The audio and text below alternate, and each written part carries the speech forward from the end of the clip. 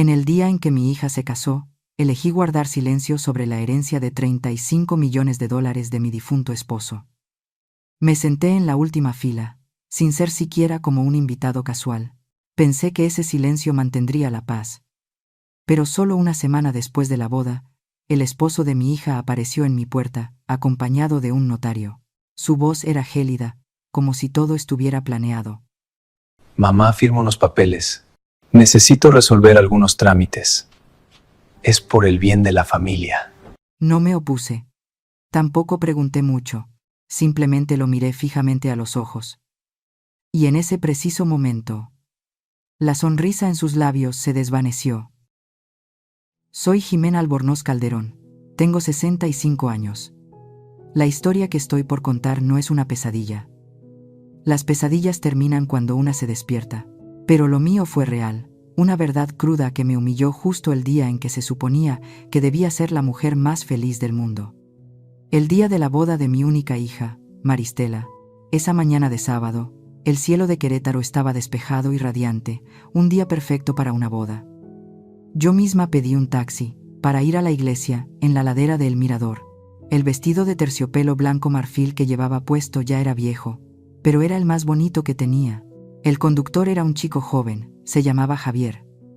Me miró por el retrovisor, sonrió y dijo: «Se ve muy elegante, señora. Seguro que es un día especial». Al llegar a la puerta de la iglesia, se bajó con amabilidad para abrirme la puerta. «Que tenga un bonito día», dijo. Ese deseo, ese pequeño gesto de cortesía, terminó siendo lo último cálido que recibí antes de entrar en la tormenta helada que me esperaba. La iglesia estaba preciosa. Los invitados, vestidos con ropa carísima, se reunían en el vestíbulo, entre risas suaves y tintineos de copas. Me acerqué con cautela hacia la entrada principal. Un chico del equipo del evento me detuvo de manera educada, con voz muy formal. «Disculpe, señora, ¿está en la lista de invitados? ¿Me puede dar su nombre, por favor?» «Soy Ximena Calderón», respondí, «la madre de la novia». Pensé que con eso bastaría para que se abrieran todas las puertas. Él revisó la lista, frunció un poco el ceño. «Ah, sí, señora Calderón. Aquí la tengo. Por aquí, por favor». Me condujo por un pasillo estrecho y oscuro, completamente alejado del centro del lugar. Se detuvo cerca del fondo de la iglesia, donde estaban las bancas más viejas de roble, apartadas de todo, y señaló un espacio vacío en la última fila, justo al lado de la salida. «Este es su lugar, señora. Siéntese aquí, por favor». Me quedé paralizada. Ese asiento estaba incluso detrás de la familia Solís, unos primos lejanos de los suegros que venían de Monterrey y que yo solo había visto una vez en una cena de compromiso. Sentí cómo la sangre se me congelaba en las venas. Justo en ese momento, doña Elvira, la madre del novio, pasó como una reina. Llevaba un vestido de seda color esmeralda y su perfume Chanel llenaba todo el aire como una nube invisible. Se detuvo al verme. En su boca se dibujó una sonrisa perfecta, pintada de rojo intenso, pero sus ojos eran puro hielo. «Hemos preparado especialmente para ti un lugar bien tranquilo aquí. Ya sabes, allá adelante hay mucho ruido y alboroto, y para alguien mayor como tú, eso puede ser muy molesto. Mejor quédate aquí y descansa a gusto, ¿sí?» La señora dijo eso y se dio la vuelta, dejándome con una explicación que dolía más que una humillación pública. «Una persona mayor», dijo esas palabras como si yo fuera una figura de porcelana vieja, frágil, que había que guardar en un rincón por seguridad. Me senté en silencio en una de las bancas de madera heladas. Desde ahí, solo podía ver las espaldas de todos. Traté de contener las lágrimas, pero la vista ya se me había nublado. Alcé la mirada y me encontré con los ojos de Rosalba Tenorio Cuellar, la enfermera que cuidó con tanta dedicación a mi esposo en sus últimos días. Ella estaba sentada unas filas más adelante, junto con otros amigos de la familia. Al verme, me sonrió con calidez. Pero esa sonrisa se apagó en cuanto notó el lugar en el que yo estaba sentada. Su mirada se volvió triste, cargada de compasión y vergüenza ajena. Esa mirada fue una confirmación silenciosa del dolor que sentía. No era mi imaginación. Este desprecio era real. Don Severino, el papá de Maristela, Un hombre que siempre parecía tener el poder y el aire de superioridad pegado al cuerpo, estaba hablando con un invitado que parecía importante. Después supe que era el concejal Morales, un miembro del Consejo Municipal. Cuando pasé por ahí, camino a mi asiento, don Severino apenas me lanzó una mirada rápida, y luego se volvió hacia el invitado y dijo con total desgano, como señalando una decoración de la iglesia: «Ah, y ella. Es la mamá de Maristela». Ni siquiera se molestó en decir mi nombre. Yo era solo una sombra, un detalle insignificante en el día más importante que yo misma ayudé a construir para mi hija. La ceremonia comenzó. El coro empezó a cantar con voces dulces. Yo intentaba encontrar la mirada de Maristela. Mi niña estaba ahí arriba, hermosa como un ángel. Sentí un nudo en el pecho. Una sola vez, solo una. Giró la cabeza hacia las bancas. Su mirada pasó sobre mí por un instante. Un segundo fugaz, rápida y esquiva, y enseguida volvió la vista hacia Esteban, como buscando apoyo. Me había visto, y eligió mirar hacia otro lado. Esteban, mi yerno, fue distinto. Él sí me miró directamente, una sola vez, pero no fue una mirada cálida ni familiar. Fue un leve asentimiento de cabeza, frío, casi sin emoción. Una manera de decir que reconocía mi presencia, como quien cumple con una formalidad. Su mirada decía claramente: «Ya está, usted está ahí. No espere más». Cuando terminó la ceremonia, cuando el padre declaró que ya eran esposos, la gente aplaudió y corrió hacia el altar para felicitar a los recién casados. Pero yo seguía ahí sentada, como clavada a esa banca de roble. No podía moverme. Vi a Camilo, el hermano de Maristela, mi hijo, riéndose a carcajadas con los amigos de Esteban, ya con una copa de champán en la mano, aunque la recepción aún ni comenzaba. Me miró desde lejos, y en su boca había una media sonrisa extraña, una expresión de satisfacción que no logré entender. «¿Ximena?». Una voz familiar me sacó de mis pensamientos. Era doña Consuelo, mi antigua vecina, siempre tan buena. Se sentó a mi lado, apretando con fuerza mi mano. «Esto no está bien, Ximena», me susurró con rabia contenida. «Tú deberías estar ahí arriba, en la primera fila, al lado de tu hija». No respondí. Ya no tenía palabras. Solo negué con la cabeza. Una sonrisa torcida se dibujó en mi cara. Cuando la iglesia ya casi se había vaciado, me levanté en silencio. Doña Consuelo quiso ayudarme. Salí de la iglesia, sin que nadie me despidiera, sin que nadie me preguntara si iría a la fiesta. El sol del mediodía en Querétaro me dio de lleno en los ojos, haciéndolos arder. Pero dentro de mí, lo único que sentía era un frío que calaba hasta los huesos. Me había convertido en una extraña en la boda de mi propia hija. Si alguna vez te han humillado solo por tener menos, o por ser más débil, cuéntame tu historia de revancha en los comentarios. Estoy segura de que no estás sola. No recuerdo cómo llegué a casa. Tal vez pedí otro taxi, o quizás caminé sin darme cuenta, arrastrando los pies por calles conocidas que ya ni reconocía. Lo único que sé es que cuando metí la llave en la cerradura y la pesada puerta de madera se cerró detrás de mí, fui tragada por un silencio espeso, un silencio más estridente que el órgano y las bendiciones en la iglesia. No encendí la luz. Arrastré mi cuerpo cansado hasta el viejo sofá de Ricardo, mi esposo. Me dejé caer ahí, dejando que la oscuridad del cuarto y la de mi alma se fundieran en una sola. El silencio ya no era paz. Era un grito, una burla a mi soledad. Mi mirada se detuvo en la pequeña caja de madera sobre la mesa de centro.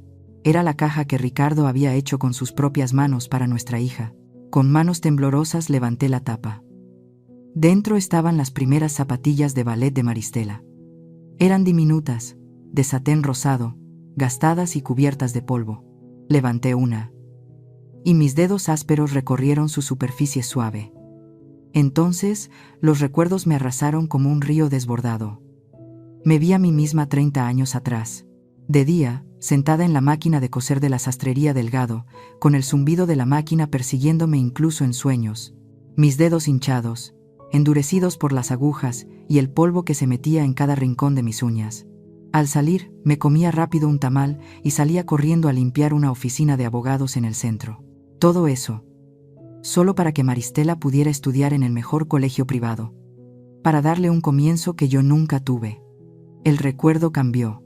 Estaba en la oficina del señor Aguilar, el corredor de bienes raíces. Era un hombre amable, de ojos tristes. Frente a mí estaba el contrato para vender el terreno pequeño en las afueras, el último recuerdo que mi madre, Mercedes Albornoz, me había dejado antes de morir. Ella me había dicho: Jimena, esta es tierra de nuestros antepasados. No la vendas nunca, a menos que de verdad necesites salvar tu vida. Pero Maristela había llamado desde Londres, llorando por teléfono. Mamá, la renta y la universidad son carísimas. Tengo miedo de no poder terminar la maestría. Todos mis amigos tienen padres que los ayudan. No lo dudé. Firmé el papel. Vi cómo todo el dinero se transfería directo a su cuenta. Aún recuerdo la mirada preocupada del señor Aguilar cuando me dijo: ¿Está segura, doña Jimena? Es lo último que le dejó su mamá. Solo asentí y le respondí: el futuro de mi hija es más importante. Un dolor agudo en la rodilla me devolvió a la dura realidad. Me froté la articulación, sintiendo el frío recorrer mi espalda. Recordé las palabras de la doctora Eva Ramos, hace 6 meses. Ella miró mis radiografías y me dijo con seriedad: Ximena, su artritis está muy avanzada. Debe seguir con la fisioterapia, si no, en unos años no podrá caminar. Yo sonreí y mentí: gracias, doctora. Pero ya me siento mucho mejor. La verdad era que había usado todo el dinero de mi tratamiento para dar el anticipo del vestido de novia de Maristela, el vestido que ella dijo que había visto en sueños. El recuerdo más doloroso, el que siempre intento enterrar, volvió a aparecer. Fueron los últimos días de Ricardo en el hospital. La enfermera Rosalba acababa de salir tras cambiarle el suero. Ricardo me agarró la mano con fuerza. Su respiración era débil y entrecortada. No me miró a mí, sino a la foto de la graduación de Maristela que estaba en la mesita junto a la cama. Ximena, susurró. Prométeme algo. No digas eso, te vas a recuperar, sollozaba yo. No, me interrumpió, usando lo último de sus fuerzas. Prométemelo. Si algún día, ellos, su nueva familia, o ella misma, te ven como una carga, no supliques por quedarte. ¿Me oyes? Nunca te rebajes. Yo lo aparté entre lágrimas. No digas tonterías. Maristela me quiere. Ella nunca haría algo así. Ricardo solo me miró, con una tristeza profunda en los ojos. Él sabía. Desde ese momento, él ya lo sabía. Volví a guardar con cuidado las zapatillas de ballet en la caja. Justo en ese instante, sonó el teléfono, rompiendo el silencio con violencia. Era un mensaje. Mi corazón dio un salto. Una chispa de esperanza, pequeña y débil, pero aún viva. Tal vez era Maristela. Tal vez había notado mi ausencia en la fiesta. Tal vez llamaba para pedirme perdón. Temblando, abrí el teléfono. La pantalla se encendió. No era Maristela. Era el padre Nicanor, el sacerdote de la parroquia. El mensaje solo tenía una línea: que el Señor te dé paz, Ximena. Solo esa frase, pero pesaba más que 1000 acusaciones. Él sabía.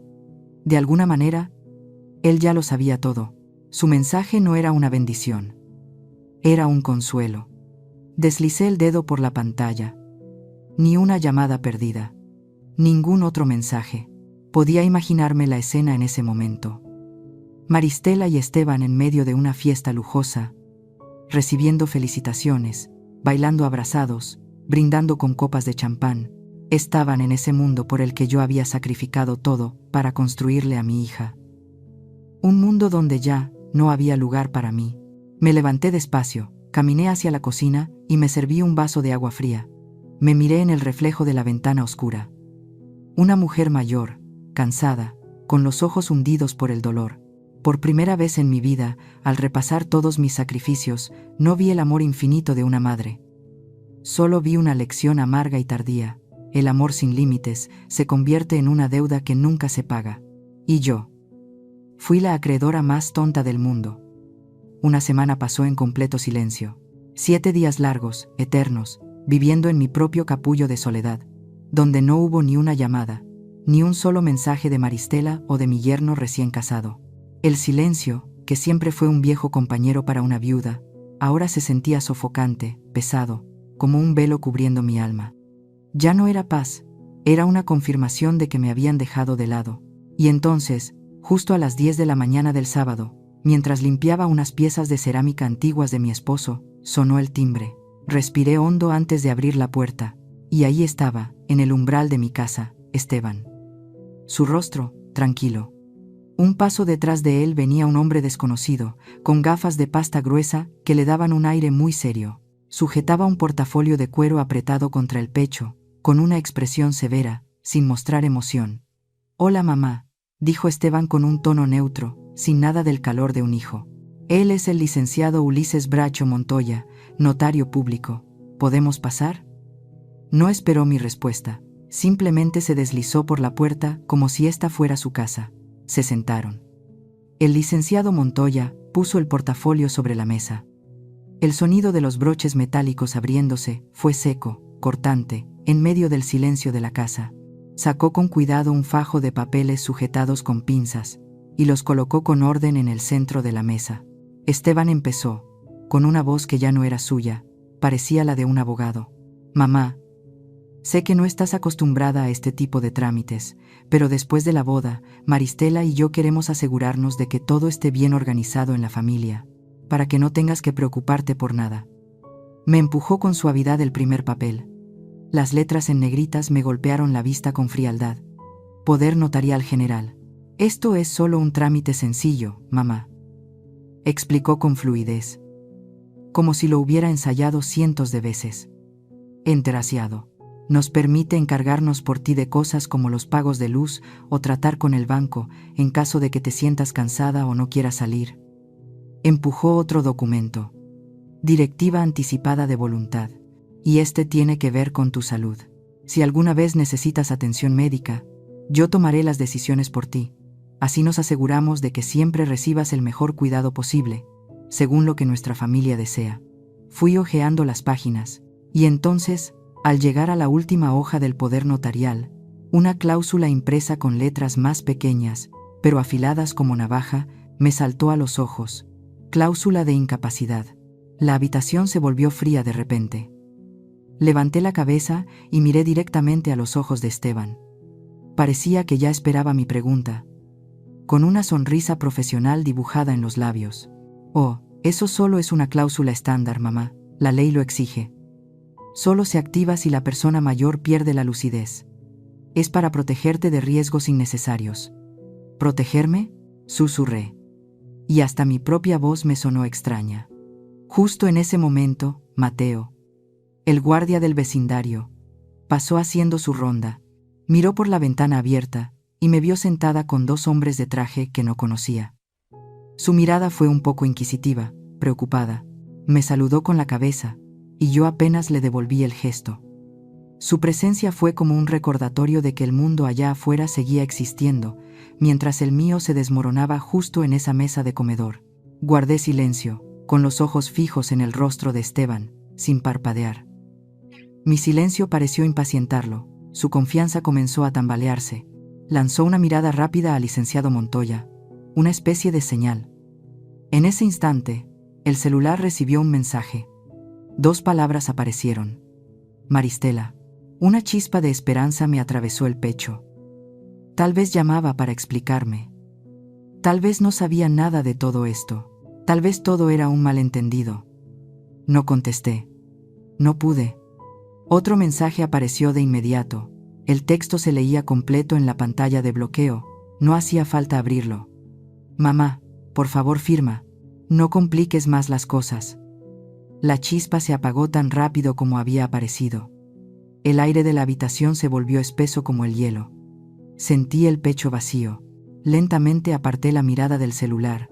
Pasé los ojos por ese montón de papeles traicioneros sobre la mesa y volví a mirar a Esteban. Y fue en ese momento, cuando su sonrisa confiada y arrogante se esfumó. Esperaba resistencia. Esperaba lágrimas, debilidad, ruegos. Pero lo que recibió fue un silencio absoluto. Una mirada que lo atravesaba. Una mirada que ya no contenía ni una gota de cariño. Solo el frío de alguien que había despertado por completo. El licenciado Montoya carraspeó, incómodo. Empezó a recoger sus papeles con lentitud. «Tal vez», Tal vez la señora Calderón necesita más tiempo para pensar. No hace falta, dije. Y hasta yo misma me sorprendí de lo serena y cortante que sonó mi voz. Ya pueden irse. Esteban se levantó de golpe, con una expresión de confusión y un poco de pánico en ese rostro que siempre había sido tan sereno. Te llamo más tarde, mamá, dijo. Pero esas palabras ya no eran más que una promesa vacía, sin sentido. Se fueron, dejándome sola con la traición fría reposando sobre la mesa. La casa volvió a su silencio habitual, pero ya no era una paz. Era un vacío pesado, como si el aire hubiera sido succionado por completo. El montón de papeles seguía sobre la mesa del comedor, un objeto ajeno, una sentencia descarada contra todo lo que fue mi vida. No necesitaba leerlos otra vez. Cada palabra, cada cláusula, ya se había quedado grabada en mi mente. Poder notarial total, decisiones médicas, cláusula de incapacidad, no eran términos legales. Eran sinónimos de inutilidad, de descarte, de despojo. El sol se iba escondiendo. La habitación se hundía en la oscuridad. No tenía intención de levantarme a prender la luz. La oscuridad de afuera parecía entender a la oscuridad que se había instalado dentro de mí. De repente, unos golpecitos suaves y tímidos sonaron en la puerta. «¿Ximena? ¿Estás en casa?», era la voz de doña Inés, mi vecina amable.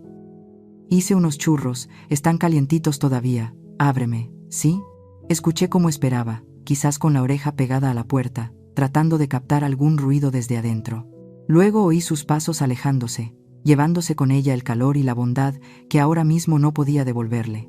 No respondí. No podía hablar con nadie. No quería ponerme la máscara de que todo estaba bien, ni soltar mentiras como estoy bien. Porque no lo estaba. Me quedé sentada en la oscuridad, y no lloré. Las lágrimas parecían haberse secado desde aquel día en la iglesia, o quizás este dolor ya había ido más allá de lo que el llanto puede contener. Ya no esperaba llamadas. Ya no ansiaba una explicación, ni una disculpa. Pedir cariño, aunque fuera de manera inconsciente, se había terminado de verdad. En esa oscuridad y silencio, las palabras de Ricardo volvieron a sonar en mi cabeza, más claras que nunca. Si un día te ven como una carga, nunca ruegues quedarte. Ahora entendía cada palabra. Él no hablaba de ser echada de una casa. Esta casa era mía. Hablaba de algo más profundo. Nunca ruegues un lugar en el corazón de quien ya te quiere fuera. Nunca te rebajes pidiendo respeto a quien ya te ha menospreciado.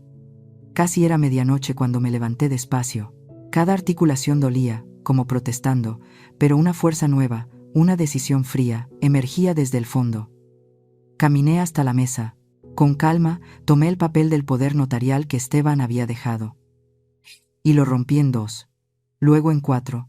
Lo dejé caer en el bote de basura. Un acto simple, firme. Un cierre. Me quedé junto a la ventana de la cocina, mirando la noche cerrada de Querétaro. Lo había dado todo. Y a cambio, solo recibí traición. Y en lo más hondo de esa desesperación, en esa soledad absoluta, encontré algo que hacía mucho había perdido. Algo más valioso que cualquier herencia. Me encontré a mí misma. ¿Alguna vez tu propia familia te ha herido tan profundo que no pudiste olvidarlo? Cuéntame tu historia de venganza. Estoy lista para escucharla con todo mi corazón. Se fueron, dejándome sola con la traición fría reposando sobre la mesa. La casa volvió a su silencio habitual, pero ya no era una paz. Era un vacío pesado, como si el aire hubiera sido succionado por completo. El montón de papeles seguía sobre la mesa del comedor, un objeto ajeno, una sentencia descarada contra todo lo que fue mi vida. No necesitaba leerlos otra vez. Cada palabra, cada cláusula, ya se había quedado grabada en mi mente. Poder notarial total, decisiones médicas, cláusula de incapacidad, no eran términos legales. Eran sinónimos de inutilidad, de descarte, de despojo. El sol se iba escondiendo. La habitación se hundía en la oscuridad. No tenía intención de levantarme a prender la luz. La oscuridad de afuera parecía entender a la oscuridad que se había instalado dentro de mí. De repente, unos golpecitos suaves y tímidos sonaron en la puerta. «¿Ximena? ¿Estás en casa?», era la voz de doña Inés, mi vecina amable. «Hice unos churros, están calientitos todavía, Ábreme, ¿sí? Escuché como esperaba, quizás con la oreja pegada a la puerta, tratando de captar algún ruido desde adentro. Luego oí sus pasos alejándose, llevándose con ella el calor y la bondad que ahora mismo no podía devolverle. No respondí. No podía hablar con nadie. No quería ponerme la máscara de que todo estaba bien, ni soltar mentiras como estoy bien. Las lágrimas parecían haberse secado desde aquel día en la iglesia, o quizás este dolor ya había ido más allá de lo que el llanto puede contener. Ya no esperaba llamadas. Ya no ansiaba una explicación, ni una disculpa. Pedir cariño, aunque fuera de manera inconsciente, se había terminado de verdad. En esa oscuridad y silencio, las palabras de Ricardo volvieron a sonar en mi cabeza, más claras que nunca. Ximena, prométeme algo. Si un día te ven como una carga, nunca ruegues quedarte. Ahora entendía cada palabra. Él no hablaba de ser echada de una casa. Esta casa era mía.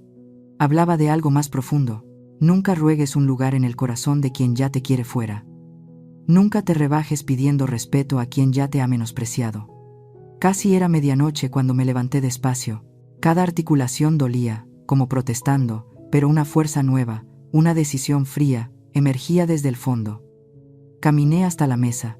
Con calma, tomé el papel del poder notarial que Esteban había dejado. Y lo rompí en 2. Luego en 4. Lo dejé caer en el bote de basura. Un acto simple, firme, un cierre. Me quedé junto a la ventana de la cocina, mirando la noche cerrada de Querétaro. Lo había dado todo. Y a cambio solo recibí traición.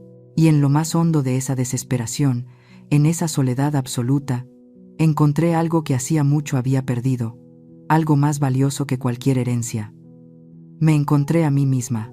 ¿Alguna vez tu propia familia te ha herido tan profundo que no pudiste olvidarlo? Cuéntame tu historia de venganza. Estoy lista para escucharla con todo mi corazón. Se fueron, dejándome sola con la traición fría reposando sobre la mesa. La casa volvió a su silencio habitual. Pero ya no era una paz. Era un vacío pesado, como si el aire hubiera sido succionado por completo. El montón de papeles seguía sobre la mesa del comedor. Un objeto ajeno. Una sentencia descarada contra todo lo que fue mi vida. No necesitaba leerlos otra vez. Cada palabra, cada cláusula, ya se había quedado grabada en mi mente. Poder notarial total. Decisiones médicas. Cláusula de incapacidad. No eran términos legales. Eran sinónimos de inutilidad, de descarte, de despojo. El sol se iba escondiendo. La habitación se hundía en la oscuridad. No tenía intención de levantarme a prender la luz. La oscuridad de afuera parecía entender a la oscuridad que se había instalado dentro de mí. De repente, unos golpecitos suaves y tímidos sonaron en la puerta. «¿Ximena? ¿Estás en casa?» Era la voz de doña Inés, mi vecina amable.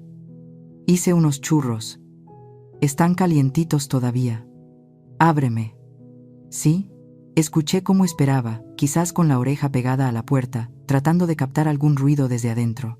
Luego oí sus pasos alejándose, llevándose con ella el calor y la bondad que ahora mismo no podía devolverle. No respondí. No podía hablar con nadie. No quería ponerme la máscara de que todo estaba bien, ni soltar mentiras como «estoy bien», porque no lo estaba. Me quedé sentada en la oscuridad, y no lloré. Las lágrimas parecían haberse secado desde aquel día en la iglesia. O quizás, este dolor ya había ido más allá de lo que el llanto puede contener. Ya no esperaba llamadas. Ya no ansiaba una explicación, ni una disculpa. Pedir cariño, aunque fuera de manera inconsciente, se había terminado de verdad. En esa oscuridad y silencio, las palabras de Ricardo volvieron a sonar en mi cabeza, más claras que nunca. «Ximena, prométeme algo. Si un día te ven como una carga, nunca ruegues quedarte». Ahora entendía cada palabra. Él no hablaba de ser echada de una casa. Esta casa era mía. Hablaba de algo más profundo. Nunca ruegues un lugar en el corazón de quien ya te quiere fuera. Nunca te rebajes pidiendo respeto a quien ya te ha menospreciado. Casi era medianoche cuando me levanté despacio. Cada articulación dolía, como protestando, pero una fuerza nueva, una decisión fría, emergía desde el fondo.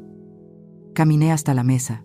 Con calma, Tomé el papel del poder notarial que Esteban había dejado y lo rompí en 2. Luego en 4. Lo dejé caer en el bote de basura. Un acto simple, firme. Un cierre. Me quedé junto a la ventana de la cocina, mirando la noche cerrada de Querétaro. Lo había dado todo. Y a cambio, solo recibí traición. Y en lo más hondo de esa desesperación, en esa soledad absoluta, encontré algo que hacía mucho había perdido, algo más valioso que cualquier herencia. Me encontré a mí misma. ¿Alguna vez tu propia familia te ha herido tan profundo que no pudiste olvidarlo? Cuéntame tu historia de venganza. Estoy lista para escucharla con todo mi corazón. Se fueron, dejándome sola con la traición fría reposando sobre la mesa. La casa volvió a su silencio habitual, pero ya no era una paz, era un vacío pesado, como si el aire hubiera sido succionado por completo. El montón de papeles seguía sobre la mesa del comedor, un objeto ajeno, una sentencia descarada contra todo lo que fue mi vida. No necesitaba leerlos otra vez. Cada palabra, cada cláusula, ya se había quedado grabada en mi mente, poder notarial total. Eran sinónimos de inutilidad, de descarte, de despojo. El sol se iba escondiendo. La habitación se hundía en la oscuridad. No tenía intención de levantarme a prender la luz. La oscuridad de afuera parecía entender a la oscuridad que se había instalado dentro de mí. De repente, unos golpecitos suaves y tímidos sonaron en la puerta. «Ximena, ¿estás en casa?» Era la voz de doña Inés, mi vecina amable. «Hice unos churros, están calientitos todavía. Ábreme, ¿sí?» Escuché como esperaba, quizás con la oreja pegada a la puerta, tratando de captar algún ruido desde adentro. Luego oí sus pasos alejándose, llevándose con ella el calor y la bondad que ahora mismo no podía devolverle. No respondí. No podía hablar con nadie. No quería ponerme la máscara de que todo estaba bien, ni soltar mentiras como «estoy bien», porque no lo estaba. Me quedé sentada en la oscuridad, y no lloré. Las lágrimas parecían haberse secado desde aquel día en la iglesia. O quizás este dolor ya había ido más allá de lo que el llanto puede contener. Ya no esperaba llamadas, ya no ansiaba una explicación, ni una disculpa. Pedir cariño, aunque fuera de manera inconsciente, se había terminado de verdad. En esa oscuridad y silencio, las palabras de Ricardo volvieron a sonar en mi cabeza, más claras que nunca. «Ximena, prométeme algo. Si un día te ven como una carga, nunca ruegues quedarte». Ahora entendía cada palabra. Él no hablaba de ser echada de una casa. Esta casa era mía. Hablaba de algo más profundo. Nunca ruegues un lugar en el corazón de quien ya te quiere fuera. Nunca te rebajes pidiendo respeto a quien ya te ha menospreciado. Casi era medianoche cuando me levanté despacio. Cada articulación dolía, como protestando, pero una fuerza nueva, una decisión fría, emergía desde el fondo. Caminé hasta la mesa. Con calma, tomé el papel del poder notarial que Esteban había dejado. Y lo rompí en 2. Luego en 4. Lo dejé caer en el bote de basura. Un acto simple, firme, un cierre.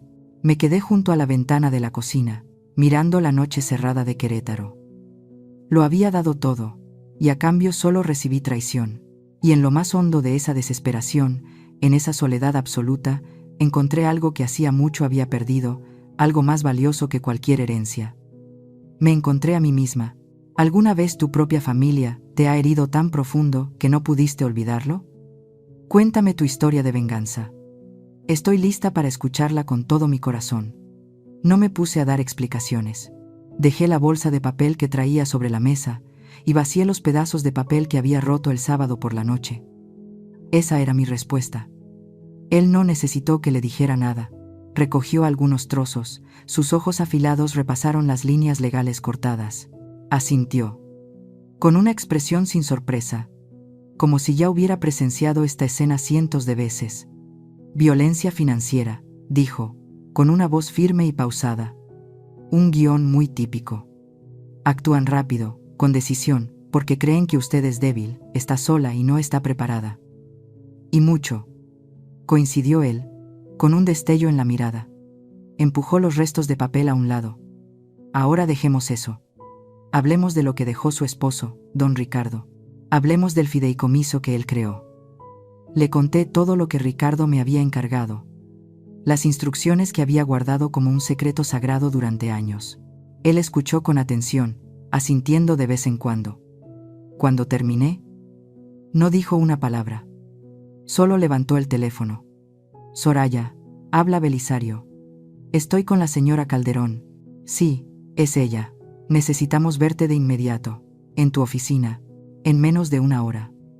Una hora después, estábamos entrando a un edificio bancario elegante en el centro.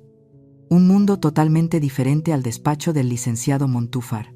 Se abrió una puerta privada de madera oscura que nos condujo al área de clientes especiales, donde la alfombra era tan gruesa que absorbía todo sonido.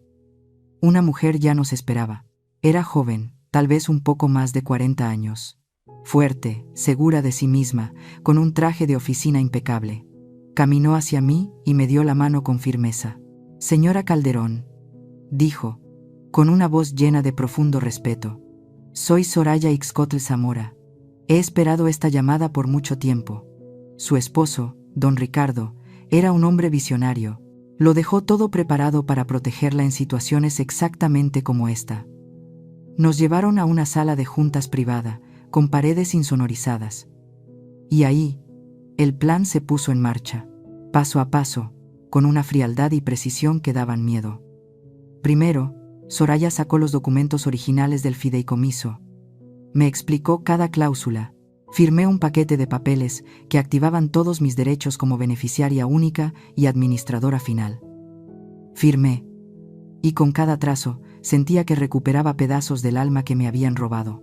Luego, el licenciado Montúfar sacó un documento que ya tenía preparado. Revocación general de poderes. Este documento, explicó, anula cualquier poder que usted haya firmado en el pasado, sea por error o por presión. Borra todo el tablero. Firmé sin dudar un segundo. Finalmente, lo más importante. Sus dedos se movían con rapidez y precisión sobre el teclado, realizando una serie de transacciones complejas.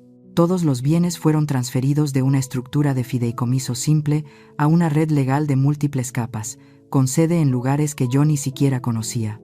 Ahora, explicó Belisario mientras Soraya terminaba, incluso un abogado bueno y mañoso como Esteban tardaría años y se gastaría una fortuna solo para encontrar la manera de tocarlo. La puerta no solo está cerrada con llave, es que ha desaparecido.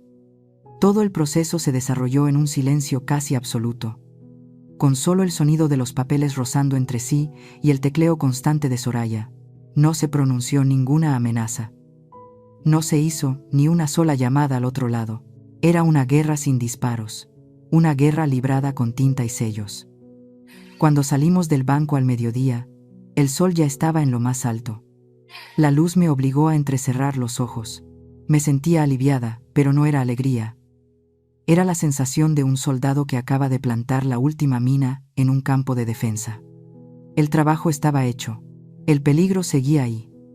Pero ahora yo estaba protegida. ¿Y ahora? ¿Qué hacemos? Le pregunté al licenciado Montúfar mientras estábamos de pie en la banqueta. Él me miró, con una sonrisa discreta, casi imperceptible, en los labios. Ahora, dijo con voz tranquila, no hacemos nada, esperamos. Regresé a casa. No dije una sola palabra con ellos. No hacía falta. La tormenta vendrá, lo sabía. Pero no empezará con mi trueno.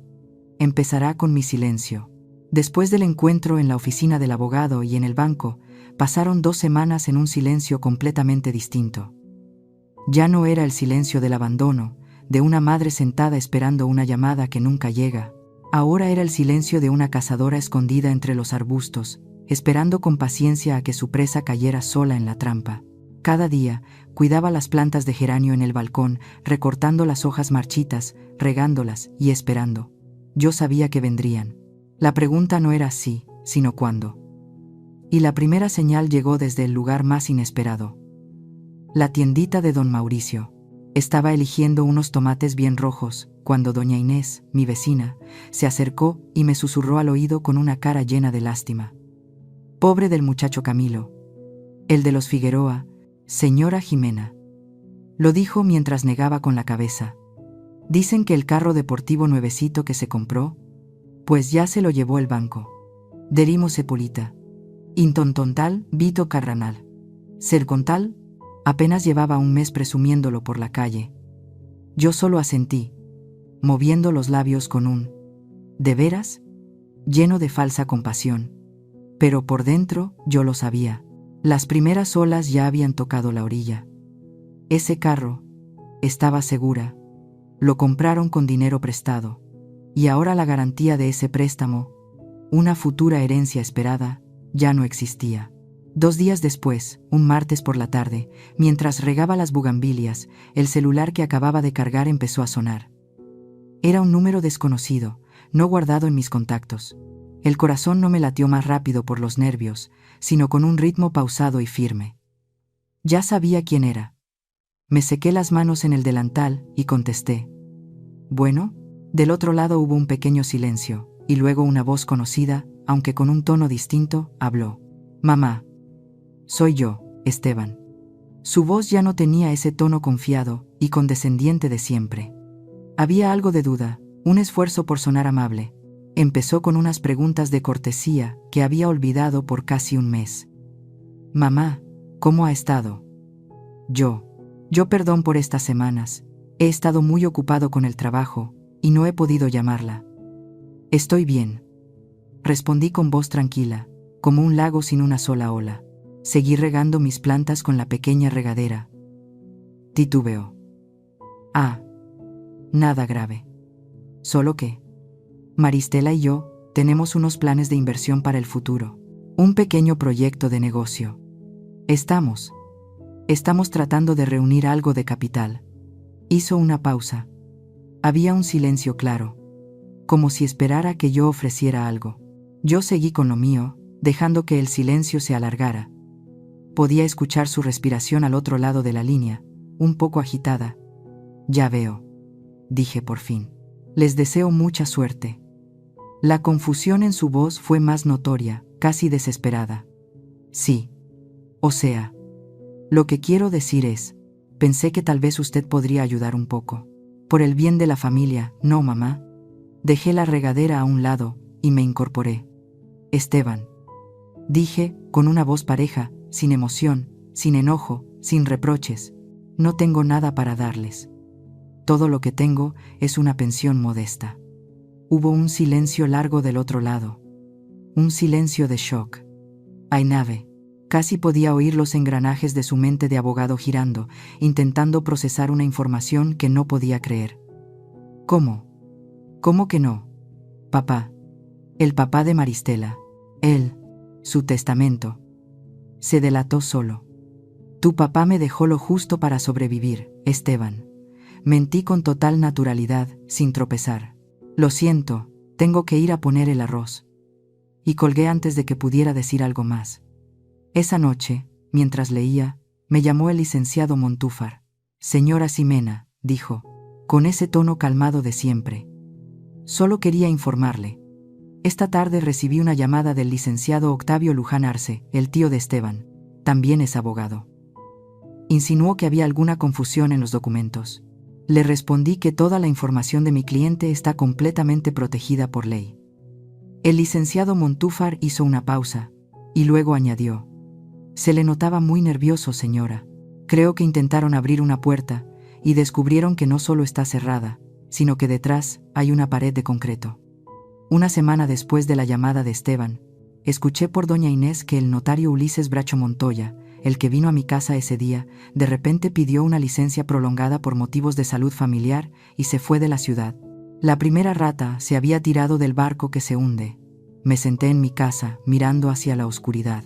Mi teléfono estaba en silencio.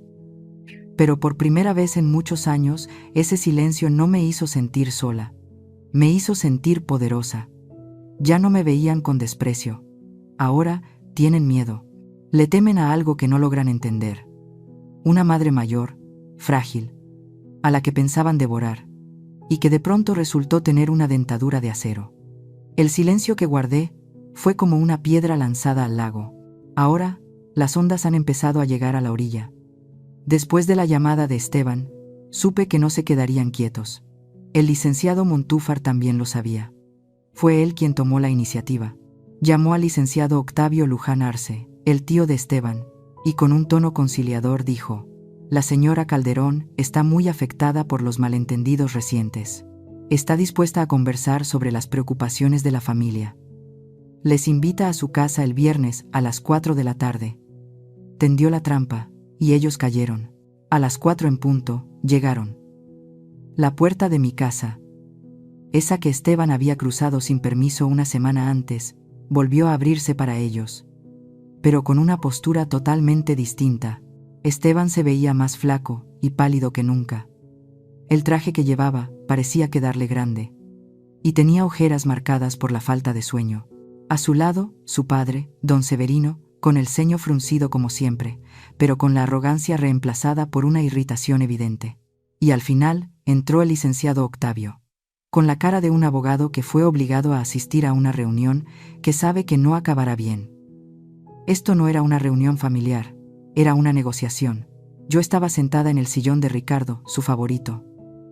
A mi lado, el licenciado Montúfar, recto, tranquilo, con la carpeta ordenada sobre sus piernas. Y en una esquina de la sala, donde no llegaba la luz de la tarde, había otro hombre que ellos no esperaban. Sentado en silencio, con gafas, revisaba con atención otro legajo. Era Iván Cortés Larriva. «Gracias por venir», dije, con voz clara, sin un temblor, en mi propia sala. Don Severino carraspeó, intentando recuperar la iniciativa. «Bueno, Ximena, vamos a hablar claro. Hay que resolver este malentendido absurdo. Esteban solo quería cuidar de usted. El muchacho se preocupa por la salud de su suegra. ¿Acaso está mal?». El licenciado Montúfar levantó la vista, con ojos afilados como cuchillas. «¿Malentendido, señor Figueroa?». Su voz era suave, pero cada palabra cortaba. Traer un notario a casa de una viuda, junto con un poder general y una cláusula de incapacidad, ¿es solo un malentendido? El licenciado Octavio, más profesional, intervino de inmediato, intentando calmar las cosas. «Licenciado Montúfar, somos abogados ambos. Usted sabe que eso no fue más que una medida preventiva estándar. Mi cliente, el señor Luján, actuó únicamente por preocupación por la salud de su suegra. Entonces les interesará mucho este informe». Asintió hacia el hombre sentado en la esquina. Iván Cortés Larriva se levantó con calma. No era un hombre grande, pero imponía con una autoridad fría, propia de quien se enfrenta a verdades feas.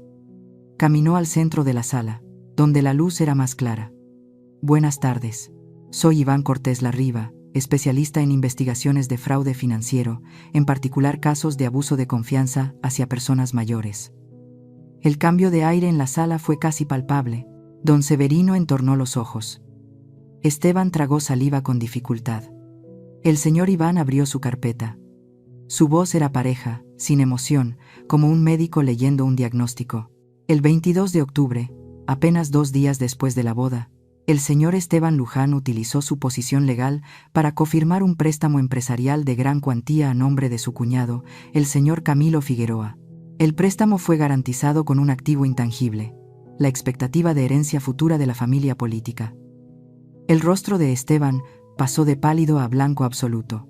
El 28 de octubre, continuó el señor Iván sin levantar la vista del expediente, el señor Luján se comunicó con una secretaria en la notaría del licenciado Montoya y solicitó una copia no oficial del testamento de don Ricardo Calderón, lo cual constituye una violación grave a las normas de confidencialidad. Y finalmente, el 4 de noviembre, ustedes vinieron aquí con estos documentos.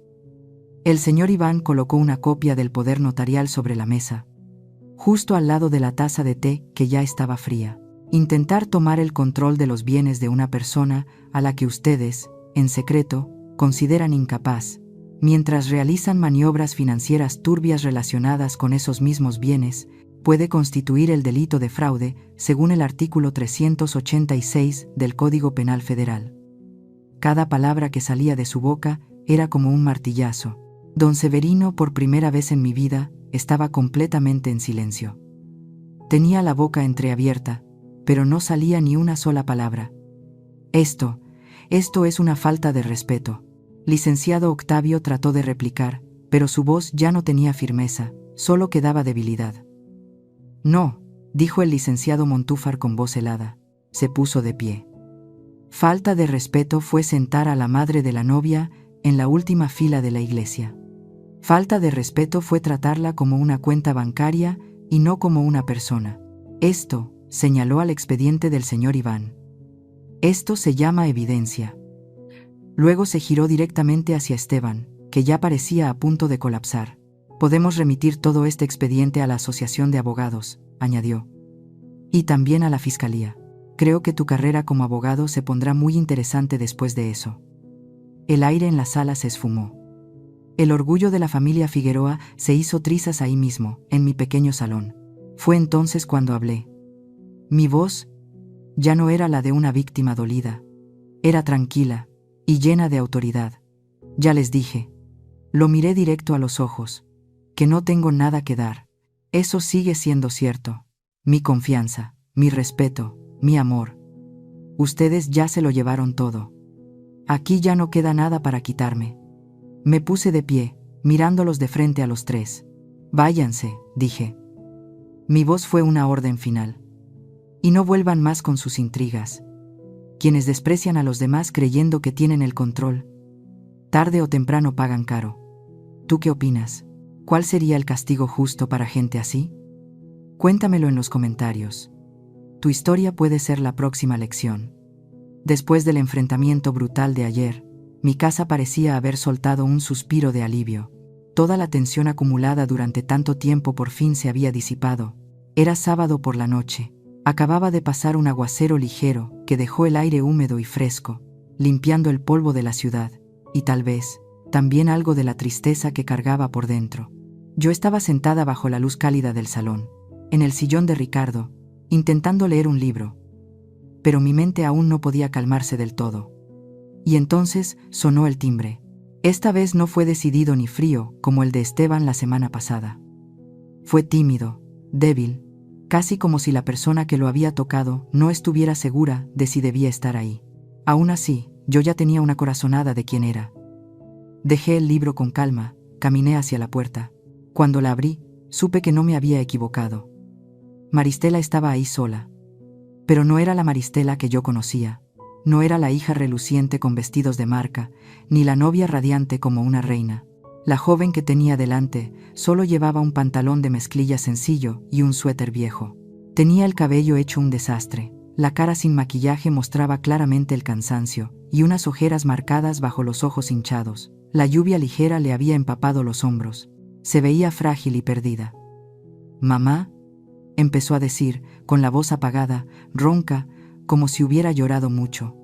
¿Puedo entrar?» No respondí de inmediato. Entrar Moselintera. Solo la miré. Miré profundo en sus ojos. Esos ojos en los que alguna vez vi el mundo entero.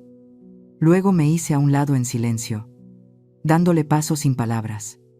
Ella se deslizó por la puerta y entró. Observó alrededor de la casa, el reloj de péndulo, las fotos viejas en la pared, como si fuera la primera vez que las veía, como si fuera una extraña entrando por error en un rincón olvidado de la memoria. No se sentó. Se quedó en medio de la sala, con los brazos colgando a los lados, los hombros caídos. Y entonces, rompió en llanto. No fue un llanto caprichoso ni sollozos buscando lástima, a los que ya me tenía acostumbrada, era un llanto de derrumbe total. Lágrimas de verdad, calientes, corriendo por sus mejillas pálidas, con una voz entrecortada, ahogada. El llanto de alguien que lo ha perdido todo. «Lo siento», dijo entre hipidos, cubriéndose la cara con las manos. «Esteban». Él me lo contó todo, sobre la investigación, sobre cómo podría perder su licencia. Mis suegros, ellos, todo se está viniendo abajo, mamá. Bajó la mano, los ojos llenos de desesperación me miraban. Me dijeron que era lo mejor, continuó, intentando justificarse sin éxito. Mis suegros dijeron que ya estabas mayor, que ya no eras lúcida, que alguien debía encargarse de tus bienes. Esteban dijo que solo era un trámite legal estándar para protegerte. Yo fui una estúpida. Preferí creerles a ellos antes que a ti. Guardé silencio. No me acerqué a abrazarla, no dije una sola palabra de consuelo. Me giré, fui a la cocina, serví un vaso de agua y regresé para colocarlo frente a ella sobre la mesa. Un gesto de cortesía mínima, no de consuelo. Te quedaste callada, Maristela, dije, con una voz sorprendentemente serena, sin rencor, solo con la verdad desnuda. Cuando te pusieron a mí en la última fila en tu propia boda, guardaste silencio. Cuando tu suegro me presentó como una desconocida sin nombre, no dijiste nada. Y cuando me escribiste para pedirme que firmara esos papeles, ahí dejaste de guardar silencio. Elegiste ponerte de su lado. Lo sé. Gritó con desesperación, rompiendo el silencio de la habitación. Lo sé. Sé que me equivoqué. ¿Pero qué hago ahora? Mamá, ayúdame. Volvió a mirarme, los ojos ahora llenos del pánico de una niña que se ahoga, buscando desesperadamente un salvavidas. Pero yo ya no era ese salvavidas. La miré directo a los ojos. Volvió a mirarme del asaz, volvió a mirarme del pánico. Esa pregunta, Maristela, tienes que responderla tú misma. Eres la esposa de Esteban, eres nuera de los Figueroa, elegiste esa familia, elegiste ese camino. Respiré hondo, eligiendo con cuidado cada palabra, porque estas frases definirían para siempre nuestra relación. Sigo siendo tu madre. En el fondo, nunca desearía verte sufrir. Pero ya no soy alguien que puedan usar. No soy la solución a los problemas financieros de tu esposo, ni el colchón para tus decisiones equivocadas. La verdad flotaba entre nosotras. La vi en sus ojos. Ya lo había entendido. No solo estaban en riesgo de perder dinero. Estaban perdiendo el estatus, la carrera que construyeron desde la soberbia. Y lo más importante, en ese preciso momento, Maristela entendió que había perdido algo aún más valioso, su lugar seguro e incondicional en mi corazón. Dejó de llorar. Solo quedaban unos sollozos suaves. La verdad había calado hondo. ¿Entonces esto es el final?, susurró, como una hoja cayendo. No, respondí, y quizá fue la frase más dulce que le dije esa noche. Esto no es el final, es un nuevo comienzo. Para las dos. Tienes que aprender a pararte sobre tus propios pies. Y yo hice una pausa, yo también. Maristela no se quedó mucho después. Temblando, tomó el vaso de agua, lo bebió de un trago y se fue en silencio, sin decir nada más. Cuando la puerta se cerró tras ella, no sentí victoria. No hubo satisfacción, solo una tristeza suave, profunda y una paz extraña. Miré por la ventana, la noche ya había caído por completo. Esta vez, el frío estaba allá afuera, con la lluvia. Aquí dentro de esta casa, dentro de mí, había paz. 6 meses después, la primavera llegó por completo a Querétaro. Las bugambilias frente a mi casa florecieron en un rosa vibrante. Y el aire de la mañana ya no era fresco, sino que traía consigo un aroma dulce a tierra y vida nueva. La primavera no solo llegó a la ciudad, también llegó a mi vida. Lo primero que hice después de que todo se calmó no fue salir de compras ni disfrutar de la herencia. Lo primero que hice fue levantar el teléfono y llamar a la doctora Eva Ramos. Doctora, le dije, quiero agendar todo el tratamiento de fisioterapia que dejé pendiente. Ahora, 6 meses después, puedo caminar por el Parque Jardín Cenea cada mañana, dar pasos tranquilos, sintiendo cada piedrita bajo mis pies sin ningún dolor. Aprendí que cuidar de mi cuerpo no es egoísmo, es una forma básica de respeto. No me mudé a una mansión lujosa en alguna colonia de ricos.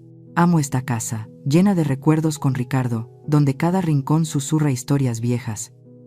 En lugar de eso, usé una parte del dinero para darle nueva vida. Contraté a una joven arquitecta talentosa llamada Elena Rojas, una chica con ojos brillantes y llenos de entusiasmo. Juntas tiramos algunas paredes que solo estorbaban y abrimos el espacio, poniendo un tragaluz en el centro de la casa para que la luz entrara por todos lados. El patio trasero, que antes era solo concreto húmedo, se convirtió en un pequeño oasis, con una fuente que suena todo el día y bugambilias trepando por las paredes. Ese lugar se volvió mi santuario, donde me siento a leer cada tarde. No compré un coche de lujo, ni collares de diamantes. La riqueza, para mí, no está en esas cosas. Pero sí me di pequeños gustos que me había negado durante años. Me inscribí a una clase de cerámica todos los martes, Y ahora los floreros y platos que yo misma he hecho, aunque torpes, son las piezas más bonitas de la casa. El mes pasado viajé sola a Oaxaca para ver el Día de Muertos. Caminé por calles llenas de color, comí cosas que nunca había probado. Y bailé con desconocidos. Por primera vez en mi vida. Hice todo porque quise, no porque alguien más lo necesitara. Sobre Maristela y Esteban, supe por doña Inés que tuvieron que vender la casa grande en Juriquilla y mudarse a un departamento más modesto al otro lado de la ciudad. Esteban no perdió su licencia profesional.